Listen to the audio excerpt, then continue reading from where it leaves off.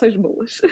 Paty, conta com a gente se a gente puder auxiliar além das preces e das vibrações, tá? Mas as preces e vibrações é que são muito importantes, viu?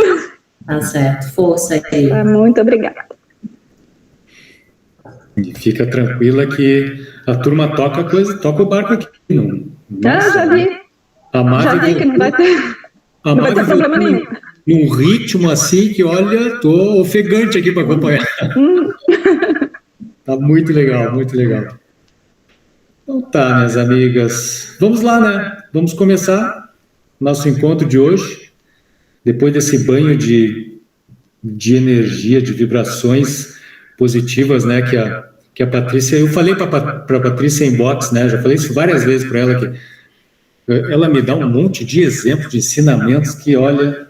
É um negócio, é um barato. Ela vai dizer que não, porque ela é humilde, mas é assim. É um barato. Ter amizade dela, ter amizade de todos vocês, é um negócio espetacular, é energia total o tempo todo.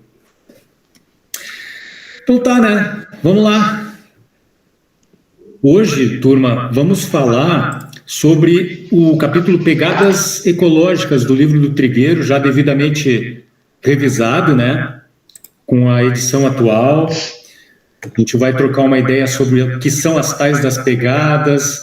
No caminho, a gente vai falar sobre algumas coisas muito interessantes. Hoje, por exemplo, nós vamos comentar ao longo do nosso papo.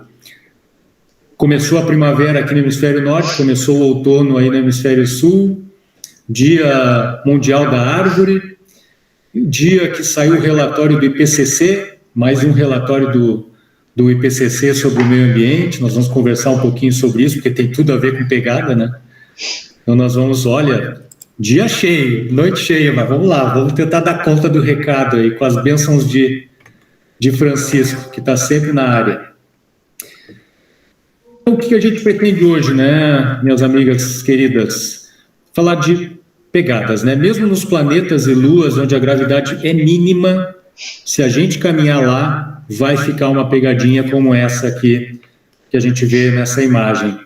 E, bom, a pergunta para começar as nossas inspirações, e aqui na Terra, né? Quais as pegadas que nós estamos produzindo no nosso dia a dia? Então, muitos de nós estão produzindo pegadas sujinhas, mas tem uma turma imensa, e esse número cresce, isso nos enche o coração de otimismo, sabe? Porque cresce o número, e vocês estão nesse grupo das pessoas que despertam, sabe, que investem tempo, investem energia em buscar conhecimento, em fazer pequenos movimentos, grandes movimentos, rumo a uma relação sustentável com o nosso planeta. Então, temos muitos motivos para nos preocupar, óbvio, mas também temos muitos motivos para recarregar nossas energias. Então, como inspiração para nós, nessa abertura, uma frase de Albert Einstein. Esse negócio de frases da internet é um negócio complicado, né? É uma frase atribuída a Einstein, que diz que a mente que se abre a uma nova ideia jamais volta ao seu tamanho original.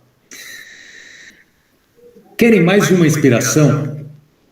Vocês estão vendo aí uma imagem de uma imagem feita essa semana. Deixa eu tirar aqui essa partilha para colocar uma explicação do porquê que eu estou colocando essa imagem. Ela fala, gente, de teia cósmica. Os astrônomos conseguiram obter uma imagem incrível do que é o nosso universo, que é uma grande teia de aranha cósmica, com vários nós, vários pontos ali, e isso vai nos inspirar, sabe?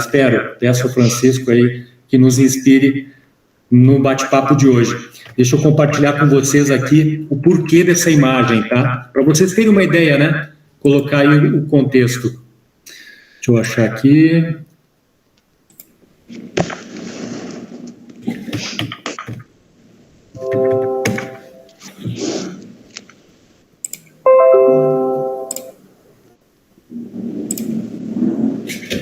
Me digam se estão ouvindo, tá? Eu vou colocar agora.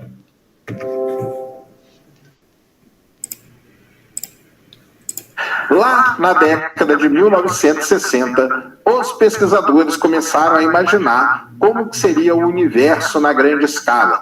Eles já tinham ali alguns mapeamentos de aglomerados de galáxias e tudo mais, e quando eles vislumbraram como seria o universo, eles chegaram à conclusão de que o universo seria algo parecido com uma teia. Então, o universo teria uma teia, sim, que seria a melhor representação dele, isso falando nas grandes escalas, né? Quando a gente fala de grandes aglomerados de galáxias e tudo mais. Lembrando que nos nós dessas teias estariam, então, os aglomerados de galáxias, as galáxias e tal, e os filamentos da teia cósmica, né, seriam compostos por um gás ali, um gás muito tênue, muito difícil de ser observado.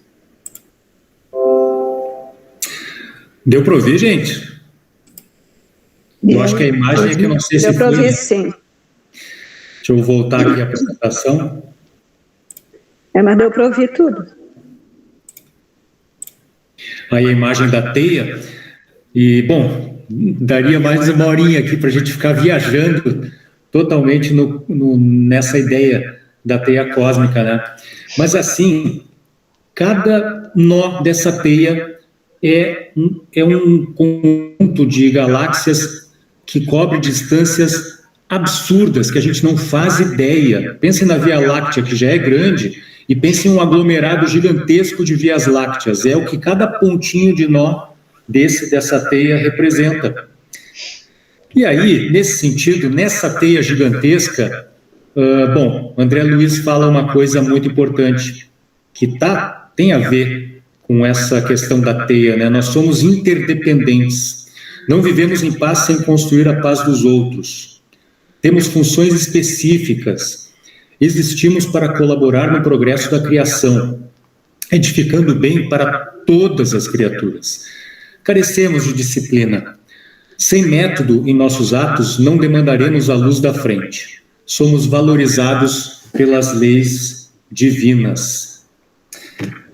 Por que eu estou trazendo isso da teia? Porque, para a gente ter uma ideia, primeiro, de como nós somos insignificantes em relação à grandeza do universo, né? E segundo, porque a astronomia sempre, na minha mísera opinião, a astronomia eu acho que é o jeito mais aproximado que a gente tem de entender a grandeza de Deus. Porque o universo é algo absurdamente imenso e absurdamente e construído de uma forma absurdamente inteligente, sabe, por Deus, que nos leva a pensar o seguinte: em cada ponto cada nó, imagine aqueles nós ali da teia cósmica, imagine um pontinho minúsculo, microscópico dentro daquele nó, é o nosso sistema solar.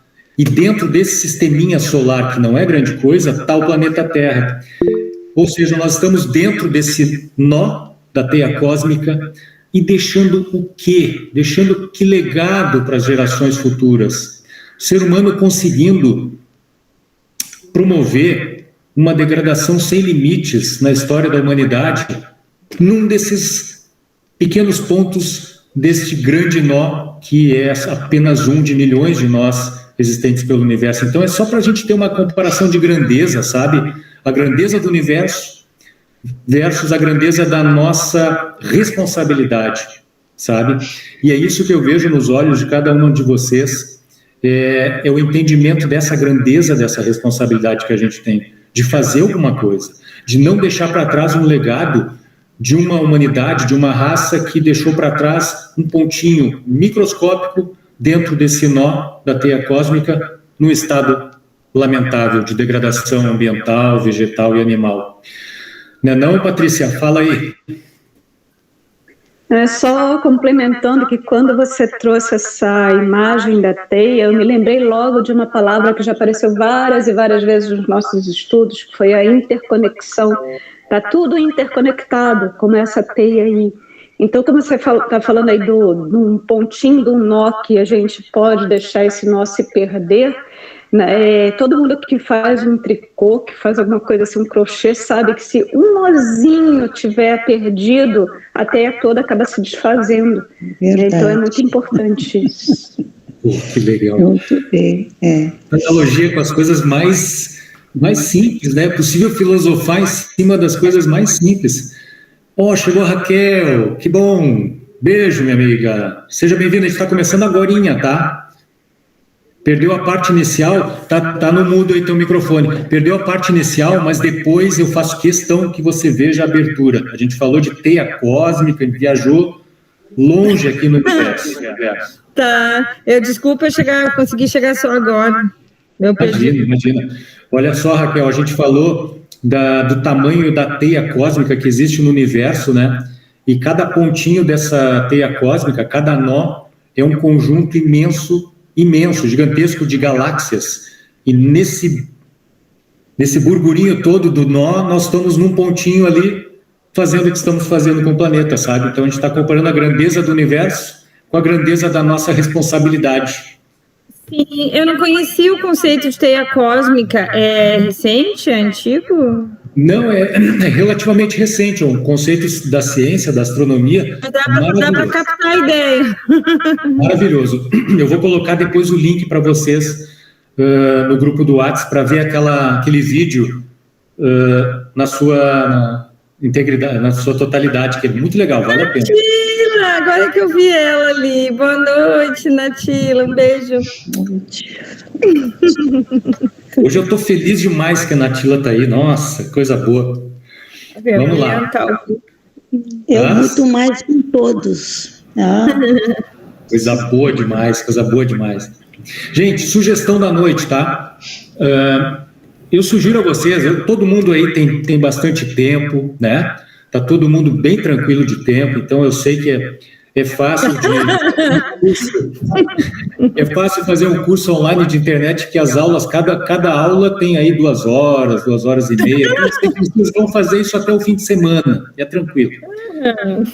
Piadinha sem graça à parte, essa é uma sugestão bem legal, viu, gente? É um curso da da Universidade Estadual do Ceará, do professor Alexandre Araújo Costa, físico, doutor em ciências atmosféricas. Maravilhoso. Eu estou fazendo ele e estou procurando tirar muita coisa que dá para tirar dele e transmitir aqui para nós, sabe, para as nossas partilhas. O curso se chama Colapso Ecológico, Limites Planetários e Antropoceno. Gente, maravilhoso. Ciência pura, sabe, na veia, um negócio. Quem tiver tempo, vai indo devagarinho, olha, vale a pena. Recomendo. Bom, vamos lá então, né? Pegada ecológica. Viu, Raquel? Esse é o capítulo do Trigueiro, tá? Chamado Pegada Ecológica. O papel do consumidor no século XXI. Bom, eu inventei essa moda aqui, tá? Pegada ecopsicológica. O Trigueiro fala no livro dele que 96% dos lares tem TV, 82% tem internet, eu acho que hoje até bem mais do que isso. Então, isso tudo promove o quê? Uma disseminação da frustração, né? Porque a gente vê pela internet, pelas redes sociais, essa batalha publicitária querendo que a gente consuma sem limites, né? E o que gera uma frustração, né? Bem como a carinha desse menino aí, que deve ter pedido alguma coisa para a mãe e ganhou um não. Então ele ficou muito frustrado no supermercado.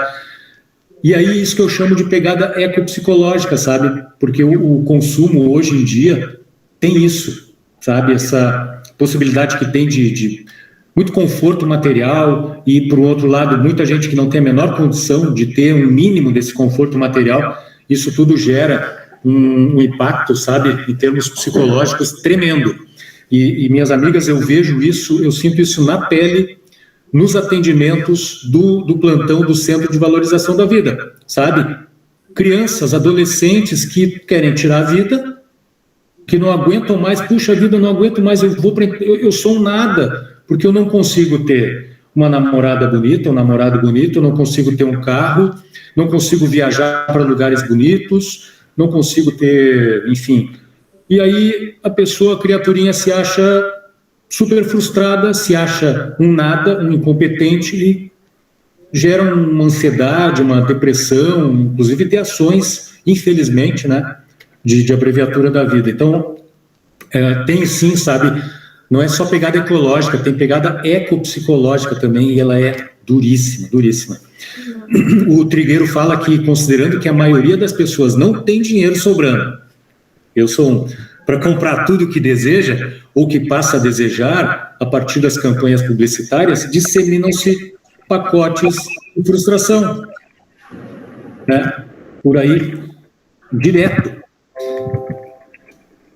Ele fala ainda que, de acordo com um determinado projeto aqui, Criança e Consumo, que saiu na revista The Economist, 80% das decisões de compra em uma casa vem das crianças, e é para elas que os comerciais são feitos. Sem discernimento para realizar escolhas, mas com amplos poderes de decisão, a criança é o alvo predileto de muitos publicitários, o que pode gerar acalorados debates sobre os limites éticos de certas campanhas.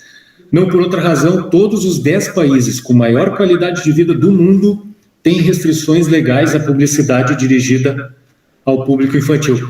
Gente, passou pela minha cabeça agora uma coisa muito feia que eu vou compartilhar com vocês. Eu fico imaginando que existe o vale, né? Os vales do umbral, enfim. O lugar para onde eu vou, né? Vou passar uma boa temporada lá. Eu fico imaginando... E os publicitários, gente? Os publicitários que ficam maquinando teorias, sabe? Mecanismos, jeitos de fisgar, assim, as pessoas para consumir o que elas não precisam, sabe? Para semear frustração, para semear essa pegada ecopsicológica. Eu fico pensando neles, né? Puxa vida, sei lá, inteligências tão grandes. E... Que, Fábio, tu é publicitária? Compartilha conosco aí, pô. E eu me formei agora em marketing. Olha aí, ó. Viu? Eu sou uma publicitária e eu me considero já aposentada, né? Eu me retirei do mercado já tem um tempo. Mas é isso, assim, eu ia comentar sobre a questão da publicidade. Se a gente perceber hoje, por exemplo, nos veículos de massa, a gente não vê mais tanto propaganda de brinquedos infantis como a gente via há algumas décadas, sei lá, há uma década e meia, talvez, começou a diminuir.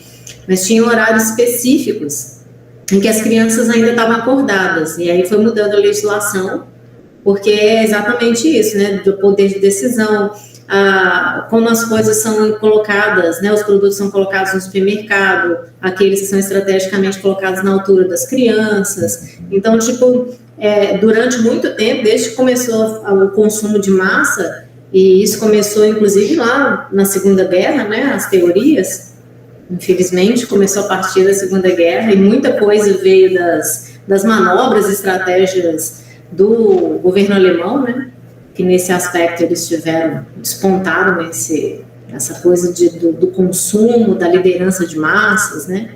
E aí foram fazendo, teve um período do boom, assim, de muitas estratégias, e tudo pensado principalmente para o público infantil, que, né, não conhece, não tem essa maturidade de decisão, mas enlouquece os pais, né?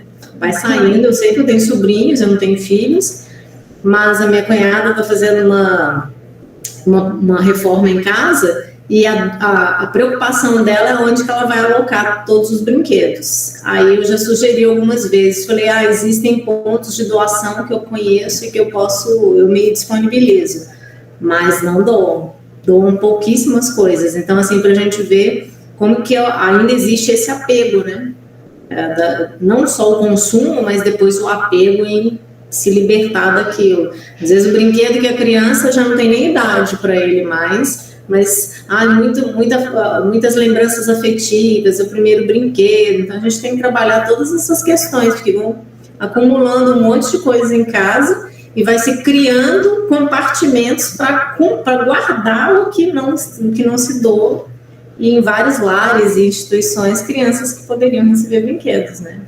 Isso é só um caso isolado, imagina quando a gente pega um bairro, uma cidade, né, um país. Isso aí que a Fábio está falando, até pode ficar guardado numa caixinha aí para ser explorado depois, né? De criar alguma motivação, uma situação de campanha de motivação para que o pessoal não guarde essas coisas. Então, não sei se existe. Não sei se existe esse tipo de campanha, ou se existe não é tão trabalhada, e o grupo esse do Amave, de certa forma, pode ter uma célula aí, né, a ser trabalhada, com todos esses argumentos que ela está falando aí, são muito bons. A gente brinca aqui, inclusive, que nós somos tios que era para as crianças não gostarem muito, porque nós somos tios que só presenteiam nas datas que tem que ser presenteadas. Então, a gente sai, a gente brinca, passeia, como a gente fez outro dia, e quero isso, quero aquilo, e a gente vai colocando os argumentos e vai tranquilo, não tem essa, tipo, você vai gostar de mim, eu vou te dar um presente, não existe isso. Gosta pelo que a gente proporciona, pela presença e tal, mas não presenteamos fora de data, nem compramos o amor com presentes também, não. Muito bom, Fábio, legal esse depoimento. Gente, eu queria dar uma contribuição aqui. Eu tenho um filho que ele mora fora, ele mora em Londres, e ele teve um bebê agora. Eu sou vovó da Sofia. E lá ele não comprou nada, de roupa a brinquedo, a móveis de quarto, porque tem um grupo que doa, coloca no grupo, estou doando roupa para criança de 2 meses. Aí as da Sofia ele já coloca no grupo para passar para frente. Então tudo tem uma rotatividade muito grande, nada fica guardado. Não tem esse apego que a gente tem aqui, né, de ficar guardando a roupinha, aquela coisa toda. Eu achei isso muito interessante. Vou só complementar, então, esse depoimento. Eu tive num chá de bebê esse fim de semana, de uma ex-aluna minha, e aí tinha um monte de grávida, né, no chá de bebê, e várias ex-alunas minhas ficaram grávidas há pouco tempo, né, em épocas diferentes, mas tudo juntinho. E aí levaram para ela de presente um pacote de roupas que já tinha passado por 3 delas antes, né? Então eu acho que essa geração nova ela já está começando a ficar mais consciente disso e se preocupando em reutilizar as coisas e não ficar tão apegado assim, né? É legal.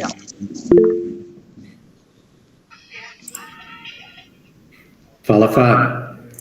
Eu queria só aproveitar, porque eu não sei se a gente vai continuar falando nessa esfera, como publicitária, eu já depoimentos, vou falar que eu fui compulsiva, não, né, porque o compulsivo, normalmente, ele só tem controle, né, eu tive fases de consumo, de compulsão por consumo, bem fortes, assim, que me prejudicaram muito na parte financeira, uns 15 anos, quase 20 anos atrás.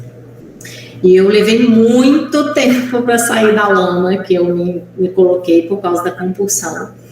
E assim, tudo foram etapas, né? E aí, anos depois, em 2017, que eu tive diagnóstico da TDAH, que eu fui descobrindo uma série de coisas que são gatilhos, né?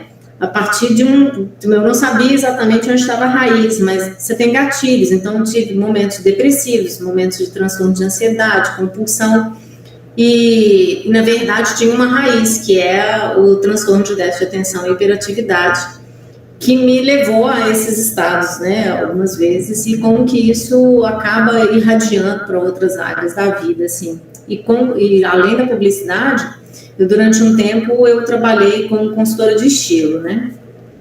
E foi uma época que a mentalidade era outra, né? Eu ainda era muito imatura nesses conceitos. E toda a minha formação era aquela coisa muito voltada para o consumo de moda, um consumo nada consciente. E aí, ao longo do tempo, assim, quando eu comecei a amadurecer, comecei a conhecer mais sobre as questões ecológicas, e olha que eu me considero uma pessoa leiga ainda, né? Mas que eu comecei a tomar mais consciência, isso foi deixando de fazer sentido, porque eu não conseguia mais me inserir num contexto em que eu ia incentivar as pessoas a consumir, né? E aí, depois de um tempo, eu comecei a fazer um trabalho que eu fiz agora para minha irmã. Eu não faço mais consultoria, mas eu fiz para minha irmã, porque ela pediu. Eu ia para casa das pessoas e, tipo, vamos ver o que você tem e vamos otimizar isso tudo. E com criatividade a gente vai te colocar um armário aí para ficar anos, né? E assim, todas as experiências que eu tive, e deve ter sido assim nesses últimos anos umas 4 ou 5, o que mais me impressionava eram as sacolas de doação que a gente tirava disso, né? Porque a ideia é você ter um armário que você consiga consumir ele num contexto geral, né? Que você use tudo e que você só substitua à medida em que você realmente necessite mesmo. E eu tive uma amiga cliente, ela tinha roupa no armário, tinha 20 anos que ela não usava. Era uma coisa assim assustadora, sabe? E roupas de frio aí do sul, né? Então, assim, roupas bonitas, roupas legais que poderiam ter ajudado outras pessoas aí ao longo desses anos, né? E o legal é que depois desse trabalho as pessoas começaram a pensar a respeito. E aí sempre vão amadurecendo mais a ideia, né? Então, acho que a gente está nesse início ainda. Tem muita gente, assim como eu, iniciando, abrindo, né? Expandindo a mente nesse sentido, né? Muito bom, isso cresce mesmo, né? Economia circular, doações. Fábio, a propósito disso, eu vou antecipar um slide porque vai dar no timing perfeito. Olha só, essa imagem, gente, a da esquerda é um verdadeiro rio de roupas, que é um depósito de roupas descartadas que fica no deserto do Atacama, no Chile. Um negócio absurdo que cresce assim, proporções incríveis. Na África também tem situações muito, muito semelhantes, onde os países de primeiro mundo exportam o lixo e acumula lá. E à direita, a letra ali não vai ser pequenininha, mas eu falo para vocês, é uma iniciativa, se não me engano, lá do Chile, chamado Ecocipex, que recolhe as roupas e produz a partir delas, recicla, retrabalha e produz lã. Então vocês veem que a moça ali está segurando um fio de lã, e o que nos enche o coração de esperança, né? Porque se por um lado tem a pegada suja, do outro lado tem iniciativas, que é o que a Fábio trouxe, das doações, economia circular, enfim. Então, de um lado temos o problema, de outro lado tem muita gente trabalhando na solução, né, gente? O que é bom demais saber. Iniciativas como essa aí existem aos montes. É verdade. Uhum. Deixa eu voltar aqui agora para onde eu estava. Aqui mesmo em Guimarães, nossa, a cultura da doação é muito grande, do descarte, sabe? Então as pessoas descartam muita roupa, objetos, louça, móveis. Muito, muito. E assim, não é preciso, sabe? E isso tudo tem uma entidade aqui, a Carol trabalha nessa entidade aqui, todas as sextas-feiras fazendo triagem de roupa para entregar para as pessoas que precisam. E olha só, então a reciclagem que se transforma em caridade, que por sua vez é um princípio fundamental de Kardec. Olha os giros, né? As conexões gigantescas. Então deixa eu... Raquel, não estamos te ouvindo. Vai lá. Legal isso que tu está falando. Descarte, reciclagem, caridade. Guarda isso aí para essa... Para uma ação, né? Ideias futuras, né? Tipo como campanha, ou como bandeira do grupo, para fazer um negócio assim, nem que seja um incentivo virtual, digital, ou em alguns pontos, né? Já que a gente agora está solto pelo mundo, tem que ter alguns pontos físicos para isso. Sim. Boa ideia, muito boa, muito importante. Vamos trabalhar nisso sim. Gente, anota aí, tu anota as ideias, né? Guarda isso aí. Faz... Tudo. Não passa nada aqui, vocês falam, anota tudo. Gente, o Trigueiro fala, traz uma citação da ex-ministra do Meio Ambiente, que agora é ministra de novo, né? Senadora Marina Silva definiu com precisão a relação entre as novas gerações de consumidores e a situação do planeta. O triste é que as crianças estão substituindo o brincar pelo consumir, com graves consequências para elas e para o meio ambiente. Paradoxalmente, são as crianças, adolescentes e jovens os que mais têm se mostrado sensíveis à preocupação com a proteção da natureza, mas hiperestimulados ao consumo desde a mais tenra idade não conseguem fazer a ligação entre os seus ideais de preservação dos recursos naturais, sem os quais elas vão ser prejudicadas no futuro, e o desenfreado consumo que, ironicamente, vai aos poucos os transformando em exterminadores de si mesmos. E esse talvez seja um exterminador do futuro mais preocupante do que o Arnold Schwarzenegger e o seu I'll be back. E é verdade, faz todo sentido. E ali do lado, gente, tem a figura de um balde. Por que eu trouxe aquela figura do balde ali, né? Pode parecer que eu estou maluco, e eu acho que até é verdade, mas não estou ainda tanto assim. O balde, gente, é para vocês verem como a gente envolvendo a criançada no problema, como vem ideias simples, sabe? Vem ideias muito, muito simples, singelas. O miúdo, nosso miúdo aqui, o Benício, né, tem 10 anos. Bom, a gente tem aquecimento de água a gás aqui, né? Então, até aquecer a água, vai um monte de água fora. Então, a ideia é muito simples. Vamos botar um balde no banheiro. Enquanto a água estiver aquecendo, estiver fria, que a gente não vai tomar banho frio, né? Vai enchendo o balde, né? Então, a gente enche os baldes e usa para as descargas, né? Nos banheiros. Então, já tem uma economia ali, uns 15 litros acho que 15 ou 20 litros por balde, são 3 pessoas, 60 litros por semana, 420 por semana. Vamos lá, uns 1.500 litros por mês. É uma gotinha d'água do oceano, né? Mas, poxa, já é alguma coisa, né? Então, vale a pena. Vale a pena envolver a criançada, que vem umas ideias, né, Natila? Vem umas ideias, assim, simples e efetivas, né? Mas, gente, olha isso. Eu não quero, né, derrubar as vibrações positivas de uma ideia tão legal assim, que a gente usa até hoje. A gente usa direto. O balde tem que estar no banheiro. Mas olha só, os donos da água, 22% da água consumida vem das indústrias, 72% do agronegócio, então aí vai plantação, né, comida para nós e comida para os animais, e 6% vem do consumo residencial. É um número atordoante isso, que faz a gente refletir, faz a gente pensar no tal do agroepop, no tal do agronegócio, que gasta uma montanha de água num planeta onde esse recurso da água, gente, gera conflitos diplomáticos entre países, gera dor, gera sede, gera doença para milhões, centenas de milhões de pessoas que não têm acesso à água no planeta. Então vejam só a proporção, não é? Proporção, a gente faz um esforço para economizar água em casa, mas se a gente continuar com alguns hábitos de consumo ligados ao agronegócio, a gente vai estar indiretamente alimentando o desperdício de água. Vejam só, está tudo conectado, tudo conectado.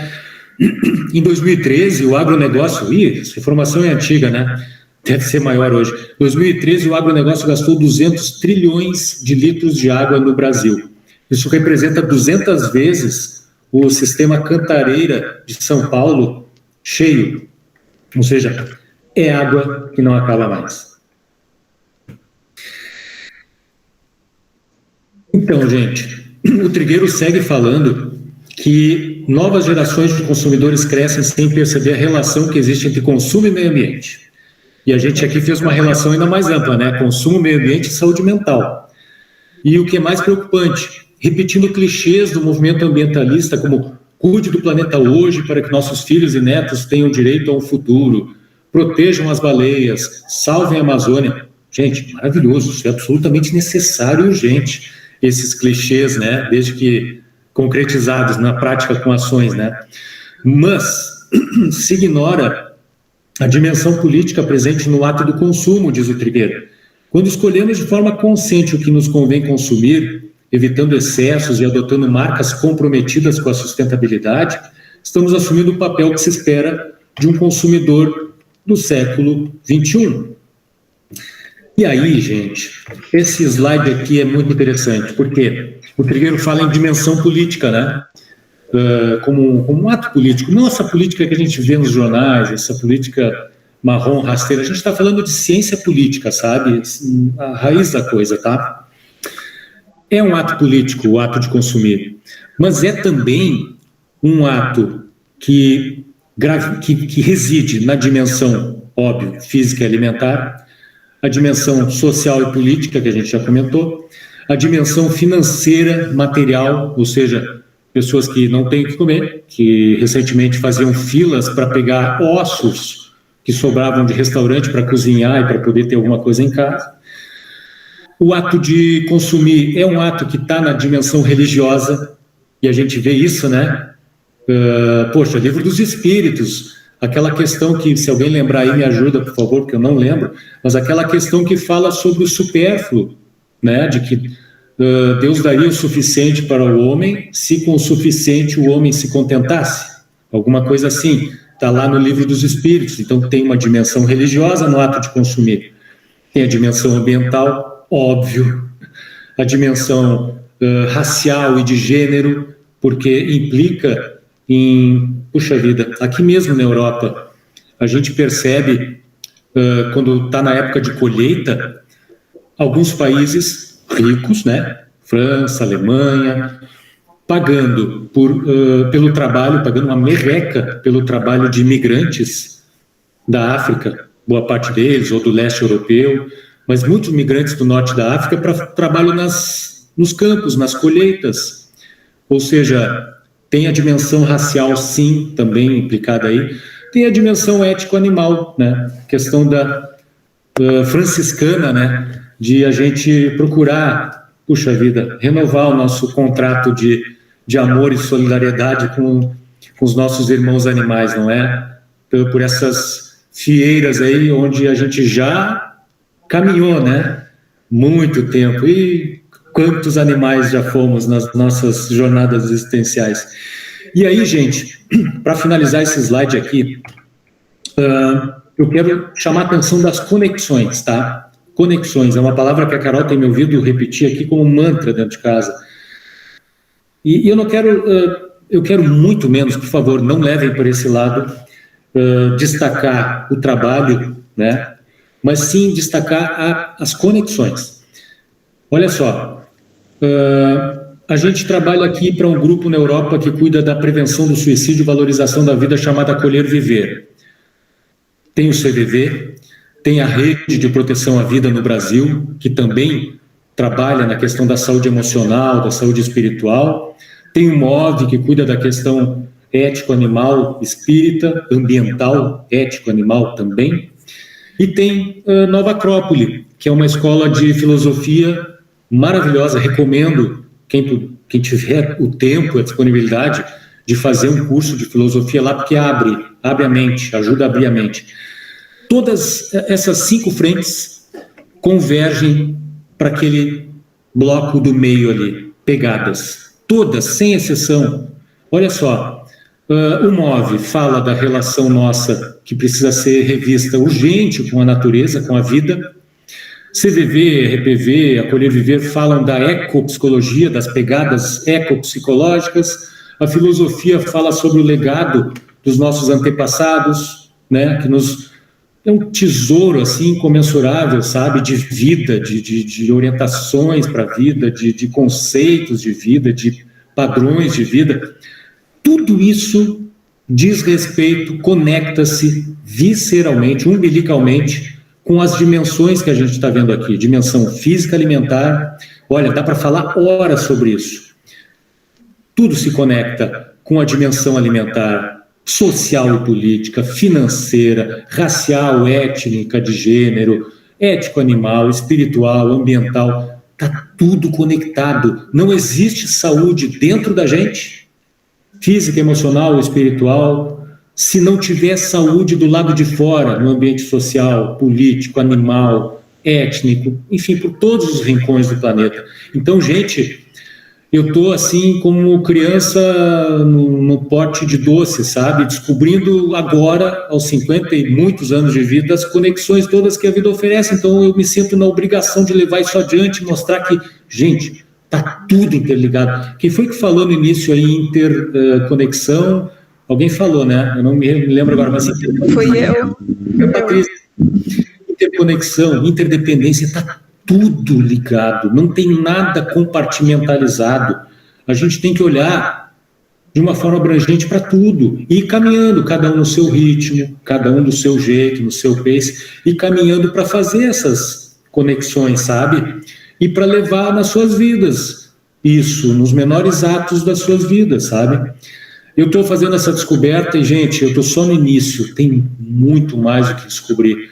E eu prometo a vocês que as minhas descobertas todas eu vou compartilhar, porque não dá para guardar para a gente só o que a gente vai vendo, né, em termos de descobrindo, né, alfabetizando. Eu estou me alfabetizando agora, essa que é a verdade. Eu era um analfabeto, eu estou me alfabetizando, então eu quero mostrar para vocês que eu sei fazer o A, E, I, O, U, entendeu? Dessas conexões todas. E a gente gerar ações. Quer falar, minha amiga? Não, eu estou rindo do teu modo de te expressar, né?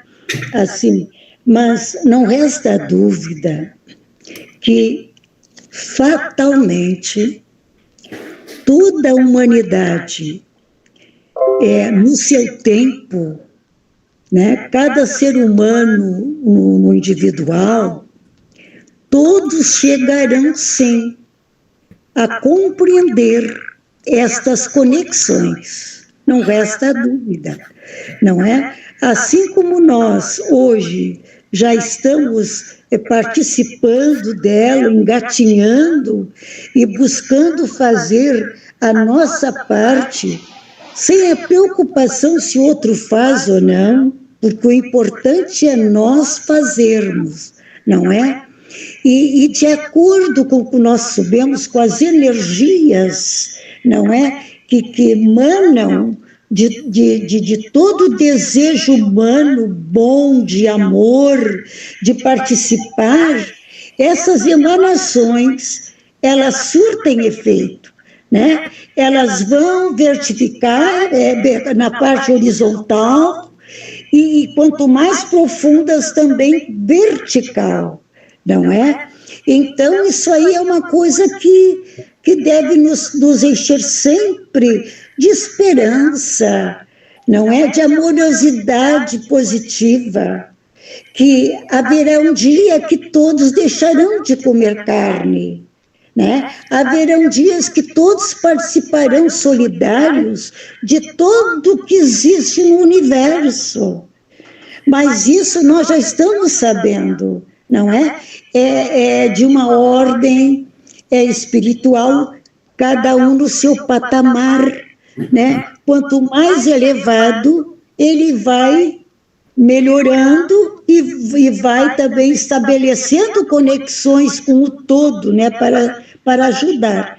Então eu olho tudo isso, queridos amados, encantadas, não é? Com essa conexão toda que nós sabemos em todo o universo, como a teia que está demonstrando tudo aquilo, né? É altamente enriquecedor.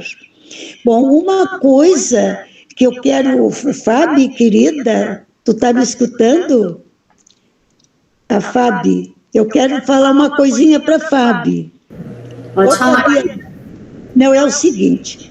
Eu achei assim, tu contando as coisas porque tu passastes e vencestes, eu achei assim na tua vida um aprendizado extraordinário.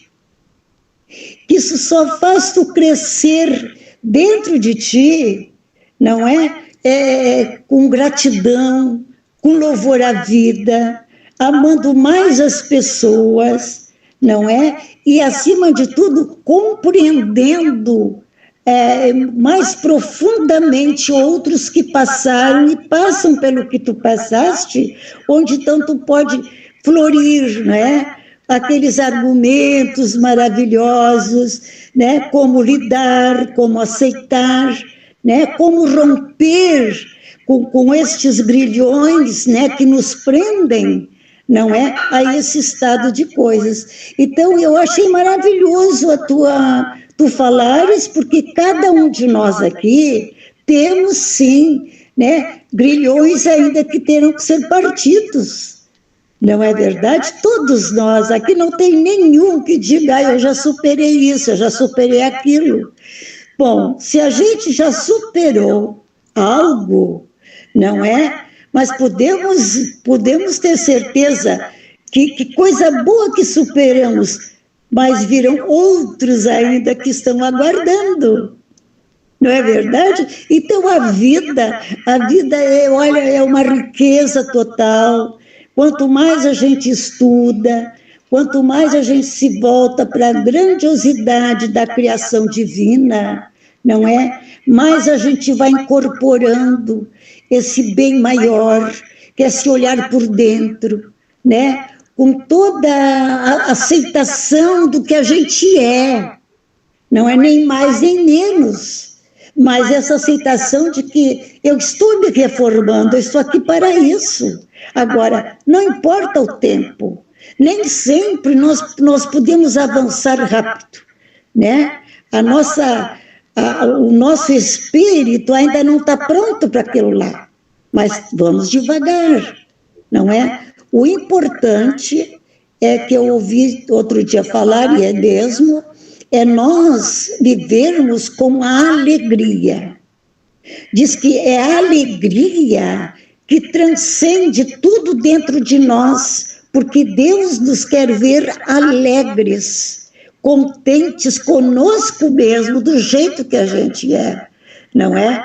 Claro, então, essa própria alegria emana para o universo, e nós sabemos na física quântica, né? Nós estamos fabricando, não é verdade? E isso tudo volta para nós, né? Não em retalhos, né, feios, sem uma coisa boa, né? Mas sim uma roupagem nova, de ideias, de criatividade, principalmente quando que eu aprendi isso, estou aprendendo da física quântica, que tudo que se faz por amor, tudo volta para nós as metas, não é? Então, meus amados, e a nossa querida Patrícia também, olha só a maneira dela se expressar no momento que vamos e venhamos. Não é fácil, não. Não é fácil, mas não é difícil e não será difícil, porque nós temos interiormente uma força extraordinária dada pelo Criador, né? A ponto que as células do nosso físico nos ouvem e têm memória.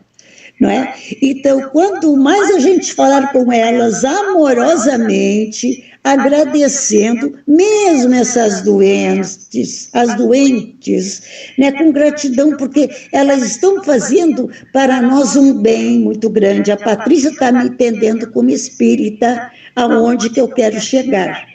Não é? E isso sim será para ela junto com a medicina que é de Deus, naturalmente, né? E tudo que temos na Terra é altamente benefício para nós todos, né? A nossa amada Patrícia vai vencer, sim. Eu não estou dizendo isso porque a fé, não, o problema não é só a fé, é a lógica, né? É que a gente tem das coisas, porque Deus não vai descer para fazer nada para a gente, não de nada. Isso ele já nos deu tudo anteriormente, essa força extraordinária, né, para a gente vencer a si mesmo. E até o corpo abençoado ouve. Eu só vou contar uma coisinha rapidinha sobre isso. Um senhor, ele também foi médico, estava com câncer bem adiantado, já no aparelho digestivo. O que ele fez? E o médico disse, olha, daqui vamos fazer uma cirurgia, o senhor vai ter que fazer aqui, aquelas coisas todas, né? Aí ele disse, tudo bem, doutor, eu vou para casa e vou pensar o que eu vou fazer. Ele foi embora, largou a cidade, largou tudo, e foi embora lá para um sítio longe, onde a natureza era plena, e ele começou a se dedicar, se esqueceu daquela doença, e começou a se dedicar às flores, né, à horta, aquele trabalho gigantesco, maravilhoso, interno com a natureza. Bom, passou o tempo, acho que uns 10 anos depois, ele volta novamente a consultar o mesmo médico. O médico, quando viu, claro, ele mais velho, mas era a mesma pessoa, mais bonita ainda, com toda a idade, uma outra, assim, levantou assim, assombrado, mas como? Você aqui, você ainda vive? Claro, doutor, senão não estaria aqui, né? Disse ele, eu estou vivo. Aí ele perguntou, ele relatou a história dele, não é? Então, praticamente, ele fez uma autocura, se voltando para a natureza com amor, com gratidão, claro, a Deus, né? E esquecendo aquilo tudo, né? Então, realmente, a gente funciona também, né? Quando pode ser, né? Bom, meus amados, estou muito feliz de estar com vocês e muito obrigada, porque eu estou aprendendo muito aqui também. Que saudade que eu estava dessa minha amiga. Coisa boa que ela está aí. Patrícia, fala aí, minha amiga. Eu ia falar isso, né? Porque a Natila faz uma falta para a gente imensa. E tudo isso que a Natila falou é tudo que eu acredito, tá? E tanto que a gente ali no Amigo Germano, a gente tem o grupo do Mãos Amigas, né, que é exatamente para trabalhar com isso e para auxiliar as pessoas nesse sentido. Então, um dia, no futuro, a gente vai ter todos nós sabendo como fazer a autocura, né, e vai ser fantástico isso. Muito bom, gente. Muito bom. Obrigado. Olha, depois dessa fala da Natila, eu tinha mais a que encerrar aqui, né? Porque... vamos lá, vamos em frente. Coisa boa, gente. Coisa boa ouvir vocês, coisa boa ouvir a Natila, coisa boa ouvir sentir, né? Essas vibrações de energia toda. Isso não tem Vocês não imaginam o poder desse trabalho de hoje também sobre mim, porque eu preciso me alimentar também. Não é? Depois de tudo que eu passei o ano passado, de doenças e internações e tudo, eu tive um aprendizado tão maravilhoso, porque eu trabalhei muito com o que eu falei agora em mim mesma, né? Então foi extraordinário, não é? E até que eu registrei agora, coisa de um mês, né, por entidades amadas, né, nível pensamento, que agora chegou o momento de eu voltar. E eu voltei com vocês em primeiro lugar. Eu agradeço a Jesus, a Deus, ao amado amigo Germano, nosso patrono, e a vocês, meus amados, por esse grande carinho e amor, que é uma recíproca também. Coisa boa. Bom demais isso. Bom demais isso! Vamos lá, então, gente. Bom, o Trigueiro fala da pegada ecológica, né? Ecological footprint. Travou aqui. Tá, agora foi. Ele diz o seguinte, que boa parte desses movimentos em favor do consumo consciente utiliza uma importante ferramenta metodológica para avaliar, legitimar suas ações. Pegada ecológica, que revela o espaço físico do planeta que cada um de nós precisa ter exclusivamente para suportar o nosso estilo de vida. Isso é muito legal, tem várias maneiras pela internet, várias estruturas de cálculo, sabe, gente?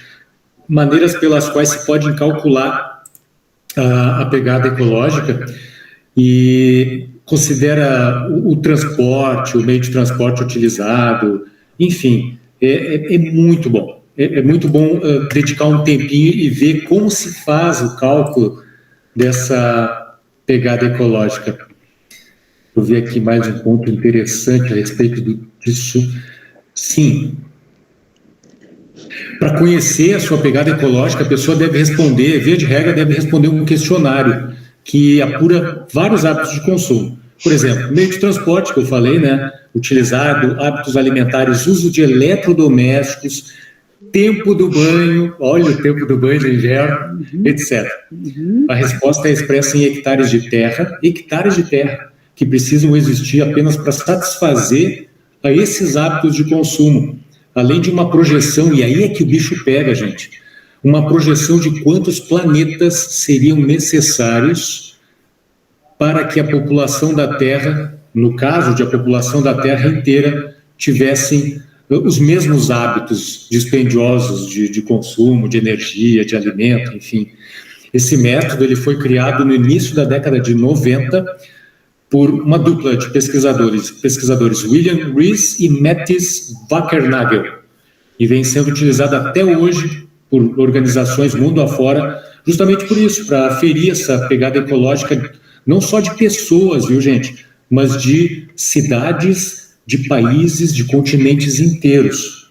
E por falar em cidade, aqui a cidade onde a gente mora, Guimarães, a Carol está acompanhando isso lá de dentro da empresa onde está acontecendo tudo isso, está se candidatando a ser capital europeia da sustentabilidade, ou seja, está fazendo sim, né, uma série de contas, uma série de iniciativas, projetos para reduzir essa pegada ecológica. Então, vejam que cidades também promovem isso, né, coletividades. O Trigueiro diz ainda que se a nossa demanda por recursos do planeta continuar no mesmo ritmo, agora, puxa vida, a gente está em 2023, daqui a 7 anos, entre 2030 e 2040, nós vamos precisar de 2 planetas para manter o nosso estilo de vida. E quem disse isso foi o diretor da WWF, James Lipp. Como não há mais do que um planeta disponível e não adianta pensar Marte e a Lua, levar para lá todos os nossos hábitos nocivos, é bom que a gente reveja, né, nossa pegada, né, o quanto antes, pelo nosso bem, não canso de dizer isso, pelo nosso bem, pelo bem das gerações futuras e por nós mesmos, né, se a gente tiver a bênção, né, Natila, minhas amigas, de reencarnar na Terra quando ela estiver num estágio avançadinho na transição planetária. Fala lá, Raquel. Me chamou a atenção duas, quero saber se são coincidências. A data ali que tu mencionasse, 29 de julho de 2021. Eu não li, sim. 29 de julho não é a data que o homem pisou na Lua? Boa Enfim, pergunta. se não é bem por ali, mais ou menos por ali. É perto, curioso. Acho que é perto. Curioso. A outra coincidência é tu foi parar em Guimarães com toda essa, né, foco em sustentabilidade. Já sabia que seria uma cidade voltada para isso, que vai estar cotada para ser capital mundial do sustentabilidade, ou é uma coincidência? Não, a gente não sabia. Eu particularmente não sabia. Eu não sei se a Carol sabia, mas eu acho que é uma coisa relativamente nova, sabe, essa candidatura. A Carol está aí no grupo? Tá, a Carol está aí. Ela não vai responder? Tá Carol, quietinha. daqui a pouco ela responde. Tá bom. Não, me chamou a atenção se era uma coincidência ou uma feliz coincidência de qualquer forma. Se a Carol falar da microfonia aqui, por isso que ela não... microfonia para de gravar a tela. Ela para de gravar a tela. Diga. Oi. Você sabia? Se eu apertar o meu microfone, eu paro de gravar a nossa tela. Você sabia disso? Não, que seria a candidata à capital verde europeia, não. Mas, sim, tentar e trabalhar nessa empresa foi com todo o meu propósito. Empresa de educação ambiental, de investigação, sabe? Feliz coincidência, então, né? E viu, Raquel, o homem pisou na Lua dia 20 de julho. Então, eu errei por 9 dias. Errou por pouco. Mas muito curiosa essa data ali daquele estudo. Curiosíssima. Foi o dia que o meu terceiro e último filho nasceu. Quantas coincidências, né? O Silvio Campelo. É isso, conheci ele. Maravilha. Gente, estamos já encaminhando aqui para o final para falar um pouquinho de pegadas, né? Pegadas práticas, né? Então eu colhi algumas notícias aí da internet. O site, o portal aqui de Portugal chamado Público, diz que a poluição mata 9 milhões de pessoas por ano. 9 milhões de mortes prematuras em 2019, que podem ser atribuídas à poluição, o que representa 1 em cada 6 óbitos. Esse número praticamente não muda desde 2015, né, conforme um estudo da The Lancet Planetary Health. Só a poluição atmosférica causa 6,5 milhões de mortes prematuras em termos globais, e esse número cresce. Os países mais pobres são os mais afetados. Por quê? Aí os motivos são inúmeros, né? Mas um que me vem à cabeça talvez seja o baixo nível de regulação governamental sobre as emissões, sobre o controle ambiental, enfim. É complicado. Talvez vocês lembrem da Índia, eu acho que é Nova Delhi ou é Mumbai, que de vez em quando para tudo. É lockdown, tem uma quantidade absurda de partículas no ar, vindas dos automóveis, das fábricas, tão grande que às vezes a prefeitura, tranca tudo. Todo mundo em casa, deem tempo, usem máscaras, porque não dá para conviver com isso. Complicado. E aí tem o lado positivo, né? Tem ideias super interessantes. Essa aqui eu descobri na internet, o arquiteto Francis Querré, acho que é assim que se pronuncia, ele criou uma aldeia sustentável em Burkina Faso, um país africano, um projeto fantástico, é uma comunidade, é como se fosse uma cidade, uma aldeia, né? Cujas edificações são de paredes robustas, blocos de um determinado mineral lá da região, telhados gigantescos, tudo construído de forma a otimizar a parte térmica, porque faz um calor danado naquela região, ou seja, reduzir o consumo de energia, reduzir a geração de resíduos, reduzir o consumo de carvão das usinas térmicas para geração de energia elétrica na região, ou seja, tem iniciativas como essas aí, espalhadas por muitos lugares. E tem um mapa, eu até não achei aqui, deveria ter colocado. Essa aldeia é pequenininha, né? E no centro dela tem uma estrutura redonda que me lembrou assim muito nosso lar, né? Aquela estrutura de nosso lar que tem o centro, tem as raias, né? As avenidas, tem as edificações no entorno e tal. Me lembrou bastante nosso lar. Eu também tive essa impressão de olhar de longe. Eu não achei, eu deveria ter achado. Vou ver se eu acho para colocar no grupo do WhatsApp lá. O que mais? Bom, tem uma ilha no Atlântico Sul chamada Ilha da Ascensão. Gente, fica no meio do Atlântico, entre o Brasil e a África. É um lugar remoto, assim, muito remoto. Ilha da Ascensão. Bem abaixo dos Açores? Bem abaixo dos Açores, do hemisfério sul. E assim, gente, o que acontece com essa ilha é o que acontece com várias ilhas mundo afora. Algumas ilhas, inclusive, que não tem nem humanos, sabe? São verdadeiros recantos para paraísos ambientais, mas que estão sofrendo com o mesmo problema. Milhões de pedaços de plástico, vindos de todos os pontos do mundo, acabam poluindo várias ilhas, essa em especial, como mostra a imagem ali. E o lixo que eles encontram lá vem de tudo que é canto. China, Japão, África do Sul e por aí vai. E são plásticos que deveriam estar indo para reciclagem, né? Não deveriam ter escoado das cidades pelos córregos, pelos rios, chegando nos mares, pegando as correntes oceânicas e se espalhando pelo mundo. Não faz sentido. E aí vem uma questão aqui que eu acho que um dia a gente, talvez, se vocês toparem, um dia a gente fala sobre isso, algo que eu chamo de ética ambiental turística, sabe? A gente pode tentar fazer uma conexão com o espiritismo, com a nossa doutrina, com a filosofia, e falar de ética ambiental turística aqui, gente. Eu sou um espírito, eu sei que eu sou um espírito atrasadinho, porque os pensamentos que me vêm à cabeça não são cristãos, às vezes, Natila. Não são cristãos. Só tu, Roberto, é só tu que não é um espírito consigo? Que isso? Eu tenho que rir.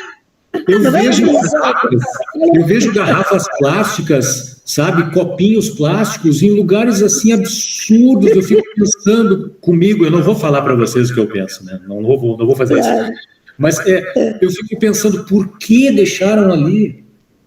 O planeta é um só, a casa é uma só, sabe?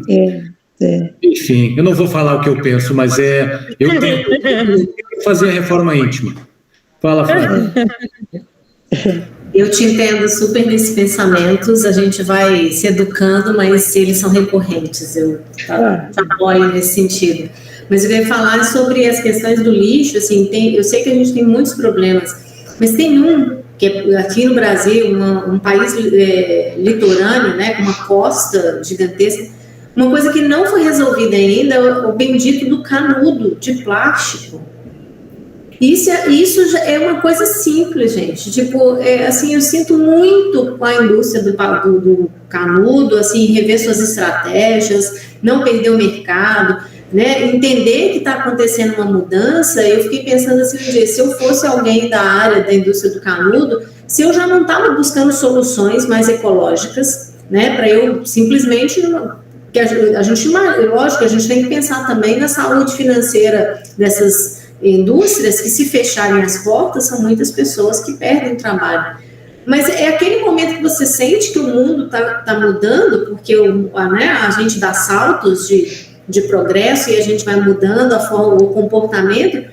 Isso já deveria... Eu sei que em alguns lugares já não se usa mais esses canudos. E eu estava outro dia, eu me mudei, né? Eu morava no Rio Grande do Sul, voltei para Minas Gerais. Eu já fui, assim, pelo menos uns 3 ou 4 lugares. Belo Horizonte é conhecida pela quantidade de bares que tem, né? Que eu chego e eu falo, não, canudo não, obrigada. Ou eu pergunto, esse canudo aqui, eu venho às vezes no papel, né? Eu falo, esse canudo é o quê? De plástico? Não quero canudo de plástico. E eu devolvo. Mas a maior parte das pessoas, porque eu fico observando o entorno, abrem, pegam os seus canudinhos, e aí quando você sai, às vezes, do bar, do café, costuma ter uma área de lixo que você já consegue ver onde que está. Aí tem canudo assim, tem um mar de canudo fora e dentro, que as pessoas também não colocam, né, dentro da... E assim, a gente tem que se educar para isso, e infelizmente algumas atitudes tem que partir de algum lugar que não seja só individual, porque eu acho que no campo individual a gente demora muito para a gente comprar essas ideias, sabe? A gente não consegue entender aquilo que você falou no início das conexões, que a Patrícia também falou, das interconexões. A gente tem pouca consciência disso ainda, de como que uma atitude minha interfere logo ali. Eu não estou pensando já interferindo na pobre da tartaruga, dos peixinhos, das focas. Não, eu estou pensando aqui, ó, ali do lado. O meu irmão que mora, infelizmente, numa calçada, usa como cama, e o tanto de... Assim, é muito lixo pela cidade, muito plástico, muito canudo, é um horror, né? Eu tinha a impressão de que isso aí já tinha virado lei até no mundo todo, de serem biodegradáveis. Não, é municipal. Cada cidade faz a sua, é municipal. Alguns lugares já tem esse banimento aí. Anota, Roberto. Anota, campanha mundial. Mundial agora. Isso aí. Mundo todo. Campanhas contra. Eu fico me perguntando, em casa a pessoa toma leite, suco com canudinho? Eu duvido, né? Mas enfim. Não, mas pelos restaurantes, né? Os restaurantes e as coisinhas que vendem. Infelizmente, esses Tetra Pak que vendem no mercado é tudo com canudinho. Tudo com canudinho, tudo. Não, é um negócio... A OMS já não decretou uma paradinha mundial para obrigar até o ano tal, tudo. Então, eu achava que já estava tudo que eu... Ainda tem um caminho longo pela frente, Raquel. Longo caminho. Mas vamos lá. Tá, mas o ano, não sabe o ano que foi exigido, um desafio de 10 anos, um treco assim? Para ter assim, de plástico? Acho que não. Sobre os canudos, sim, eu já ouvi sim uma lei que já queriam acabar com os canudinhos. Isso eu já estou contigo, tá, Raquel? Eu ouvi isso aí. A gente tem que ficar antenada nos prazos, limites, e de repente fazer algum, eu não sei como, mas chamar atenção aos, sei lá como, alguma coisa que nem Greenpeace faz, sabe? Campanhas que atingem os governantes para, então, ficar atentos a esses prazos e implantar. Deu. Eu falei. Perfeito, Raquel.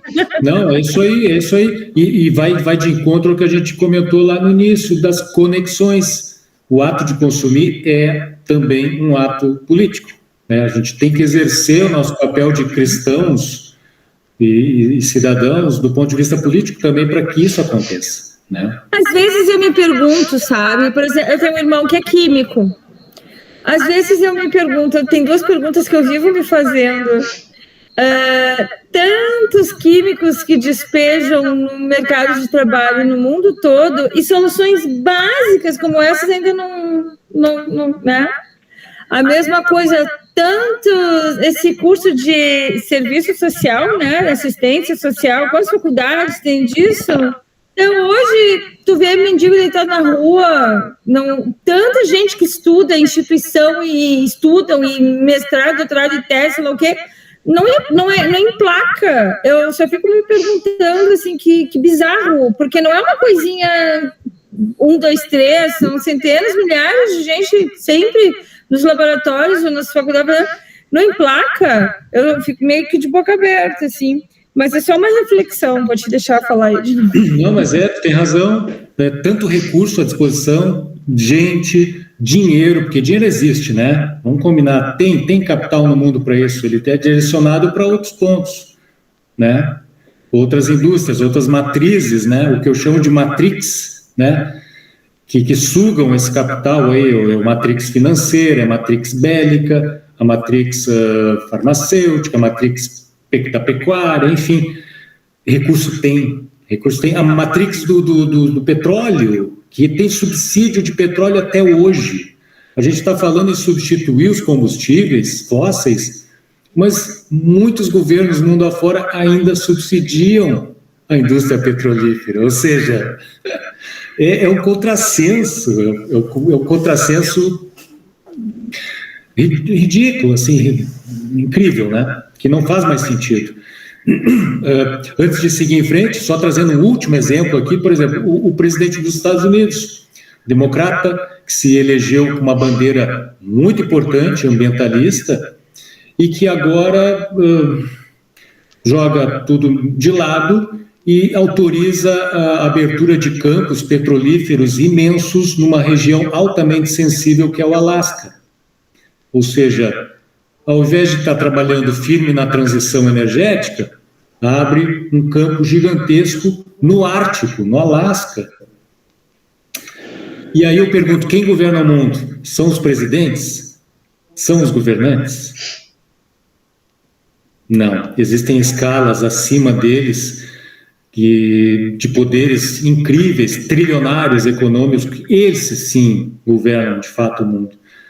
E está na nossa mão desenvolver sermos os consumidores do século XXI, né? Exercer o nosso papel de consumidor no século XXI para reverter isso. A gente sabe que não é da noite para o dia, mas é reversível.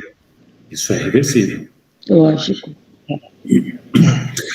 O Trigueiro fala no livro, gente, de um historiador escocês chamado Niall Ferguson, que diz que já passaram pelo planeta, né, desde que o homem é homem, né, ser humano, já passou 100 bilhões de habitantes pelo planeta ao longo da história cumulativamente, né? Hoje aqui a gente está na casa dos 8 bilhões, não falha a memória, então 8%, representamos 8% de todo esse histórico de habitantes humanos que a Terra já viu, né? É justamente esse grupo, nós, esses 8%, no qual eu e você estamos inseridos, diz o Trigueiro, que terá a enorme responsabilidade de realizar as escolhas mais importantes da história da humanidade. Não há dúvida de que estamos à altura do desafio. Não há dúvida. A pergunta fundamental é: estamos realmente interessados em enfrentá-lo? E aí, sobre isso que o Trigueiro fala, de que não há dúvida de que estamos à altura do desafio, hoje, o secretário-geral da ONU, o Antônio Guterres, disse exatamente isso.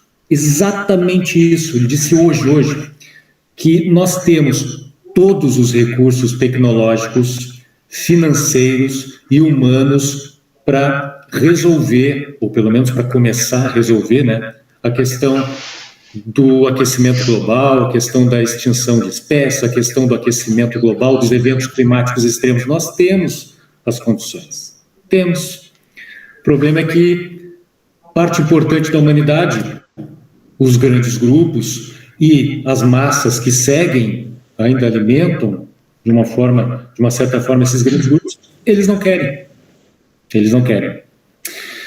Mas nós queremos, né, gente? Nós queremos e vamos fazer a nossa parte. O Trigueiro diz ainda que... Não, isso aqui não é do Trigueiro. Isso aqui é de uma obra que eu já trouxe aqui, que agora eu esqueci o nome. A degradação se acentuou na segunda metade do século XX. Uma geração. O que significa que se o planeta foi levado à beira de uma catástrofe climática numa só geração, a responsabilidade de a evitar pertence também a uma só geração. Adivinha quem? A nossa. Está numa obra do David Wallace Wells. Vou ver se eu acho aqui qual é o nome. Ah, sim, A Terra Inabitável. É uma leitura interessante, recomendo.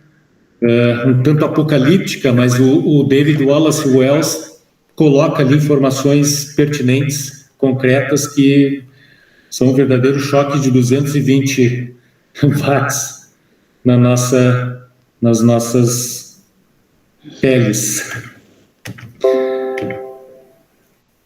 Ah, sim, isso aqui saiu hoje, tá, gente? Já estou chegando no fim, tá? Isso saiu hoje. Saiu o relatório do IPCC e, segundo o secretário-geral da ONU, trata-se de um guia de sobrevivência para a humanidade. Deixa eu compartilhar a tela dele aqui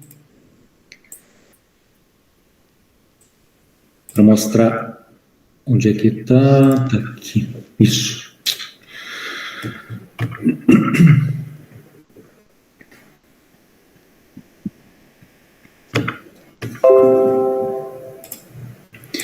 Saiu hoje o relatório do IPCC.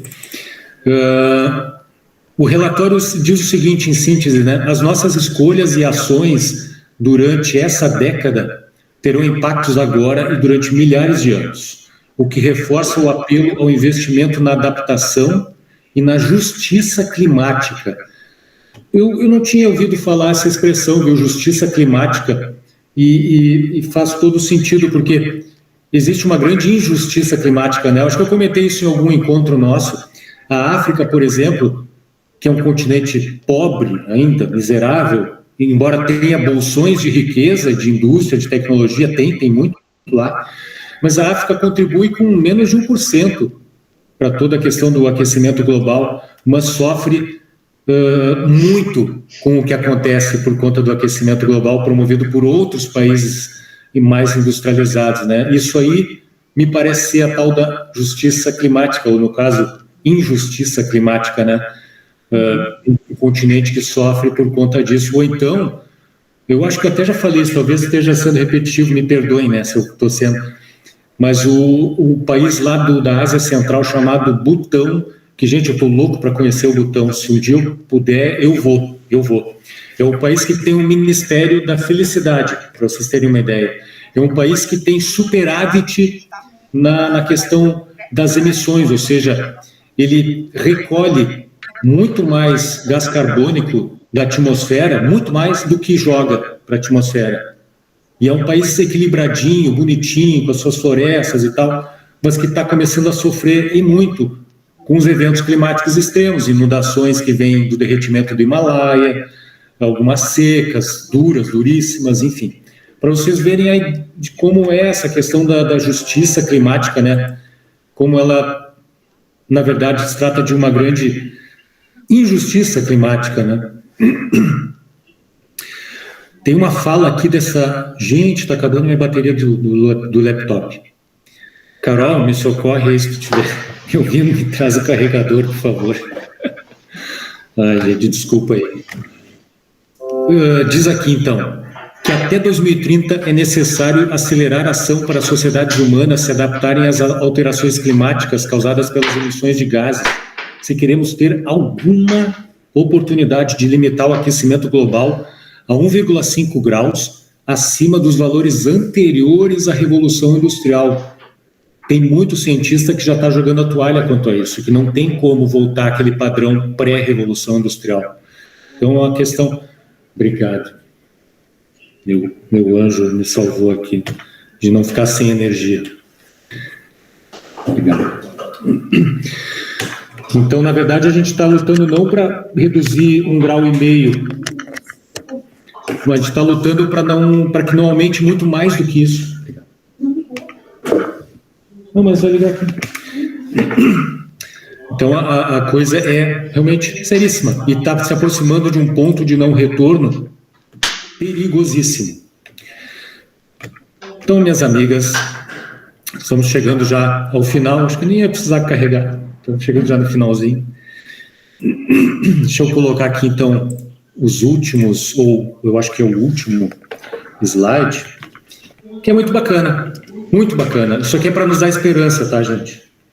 Para nos dar muita esperança, para fazer a gente arregaçar as mangas e fazer todo o nosso possível, e irradiar essas possibilidades, né? Usando o Francisco de Assis como exemplo, que dizia para os seus frades, né, os seus confrades, para sair e pregar o evangelho pelo mundo, e se preciso, usar palavras, mas pregar pelo exemplo, né? Então, que a gente irradie esses exemplos.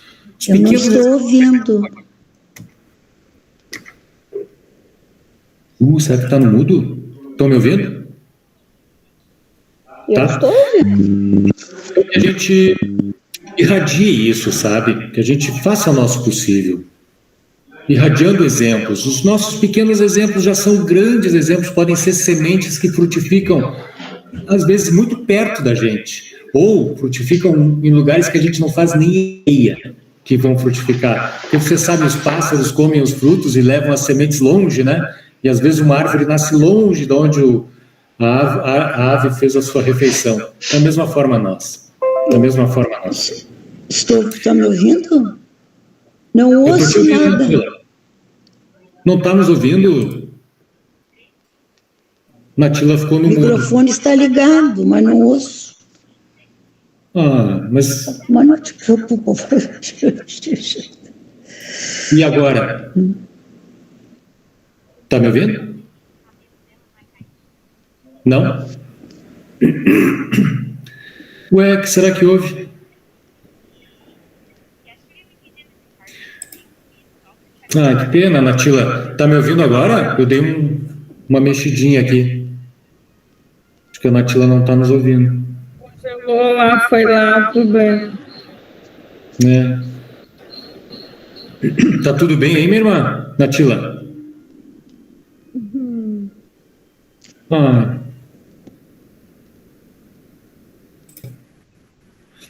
Mas estão todos ouvindo. E também a gente acha que já está quase acabando, né? Aí quando subir o vídeo, a gente passa o finalzinho para ela, se ela não conseguir retornar o áudio, que acho que vai ser lá que ela não tá conseguindo. Pode ser. Então, eu trago aqui para finalizar, Joana de Ângeles, Encontro com a Paz e a Saúde, a nossa ecologista, psicóloga, Joana de Ângeles, que ela diz que a individualidade liberta-se do ego e faz-se irmã da natureza e de todas as criaturas que existem, mantendo um relacionamento vibrante com as energias universais e os seres que habitam outras dimensões vibratórias. Aqui abaixo, eu trago uma fala, eu vou falar olhando para a câmera assim para ver se a Natila me consegue fazer uma leitura labial, eu vou conduzindo com o cursor aqui. Albert Schweitzer, que é uma figura fantástica, sabe? Um missionário, um filósofo incrível, e que nos diz o seguinte: quanto mais fundo olharmos na natureza, mais reconhecemos que ela é cheia de vida e mais plenamente compreendemos que toda a vida é sagrada e que estamos unidos com toda a vida que há na natureza. O homem não pode mais viver uma vida para si próprio. Precisamos perceber que toda a vida é valiosa e que estamos unidos a toda esta vida. Deste conhecimento provém nosso relacionamento espiritual com o universo. E Trícia, será que se eu sair e entrar de novo, pode dar tempo para essa partezinha final? Não é você, Ró, acho que está com ela. Eu não sei se ela estava com fone, ou está com algum problema, ou está com alguma coisa no dispositivo dela, porque nós estamos todos te ouvindo normalmente. Tá. Roberto Schwartz.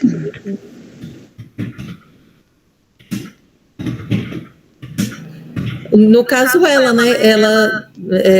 Eu também não sei se valeria a pena para a gente encerrar aqui, mas seria sair e voltar para ver se rola, né? A própria Natila sair e voltar, né? Isso, o que eu perguntar no dispositivo dela, né? Parece que está no celular. Não ouço nada. Ô dó, gente. Deixa eu fazer uma coisa aqui, rapidinho, vamos ver se eu consigo. Acho que está no celular. Tá ligado o microfone, mas não fala. Tá ligado, ó. Despluga do celular e pluga de novo, sabe? Escrever para ela aí.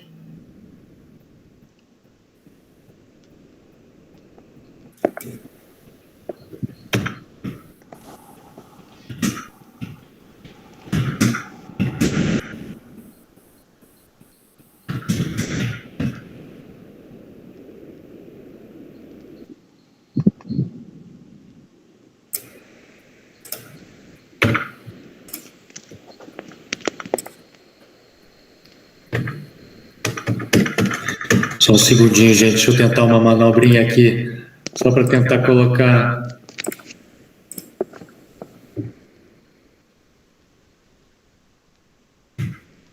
Ver se a Natila tá aí. Ah, ela saiu. Não, ela tá aí. Então ela só fechou a câmera, deve estar cutucando lá, tentando alguma coisa. Aí alguém mandar um recadinho para ela tirar desplugar aqui do celular o fone e plugar de novo, ou talvez se ela tá de fone ela tirar o fone e deixar pelo fone do celular sem os foninhos de ouvido. Só para esse sinalzinho. Não, né, Natila? Acho que ela não tá de fone não, gente. Não tá? Acho que não. Eu vi tu escreveu no slide para ela experimentar. Pois é. Sair e entrar de novo. Eu acho que tu quis escrever no box de mensagem, foi aparecer ali no slide do lado da Joana de Ângeles. Não, mas aqui é para ela ver, porque eu acho que ela não olha o... mas eu acho que ela viu, porque ela tá no celular, então ela não consegue acessar lá, é mais difícil. Mas a mensagem aparece na tela e ela respondeu, eu tô com fone, mas eu não tô ouvindo. Que é isso que eu tô achando, que ela tá com o negócio no ouvido, então talvez ela tirar lá do celular e ouvir do áudio direto do celular, talvez ajude.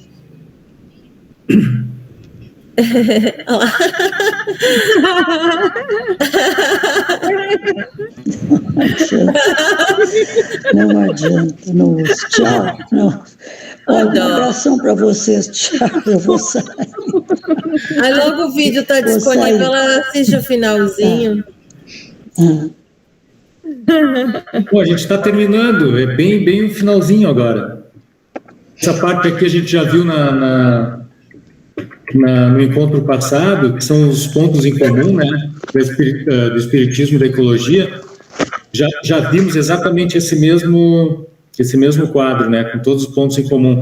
O último que se acrescentou lá embaixo foi o da importância da biodiversidade, que os espíritas e os ecologistas concordam que é absolutamente fundamental a biodiversidade.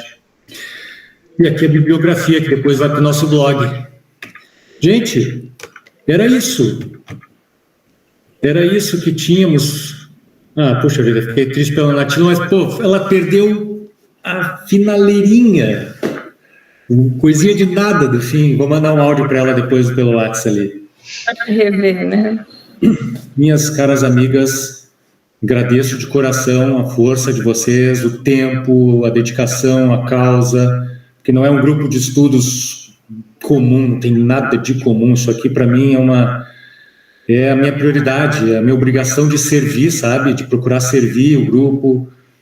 E eu vejo o brilho no olho de vocês, sabe? Em relação a essa urgência que a gente está vivendo no planeta. Sou muito grato.